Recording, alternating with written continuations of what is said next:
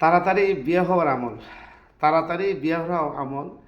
অনেক ভাইরা হোয়াটসঅ্যাপে যোগাযোগ করে, ভাই তাড়াতাড়ি বিয়ে করার আমলটা একটু বলে দেন। আর বাড়িতে অনেক সময় বলতে সাহস পায় না।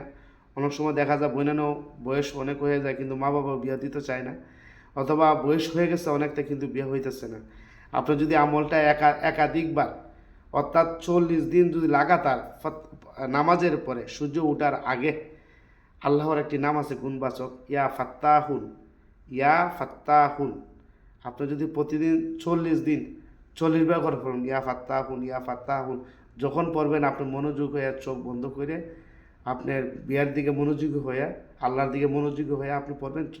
40 দিন 40 বার করে পড়বেন, 40 বার করে 40 দিন পড়বেন। ইনশাল্লাহ দেখবেন এর ভিতরেই আল্লাহ বিয়ার ব্যবস্থা করে দেবেন ইনশাআল্লাহ। এটা পরীক্ষিত আমল। আশরাফ আলী থানভী রহমতুল্লাহ আল্লাহর কিতাবের মধ্যে আছে। শুধু এখানে না, আরও বিভিন্ন কিতাবের মধ্যে আছে এটা।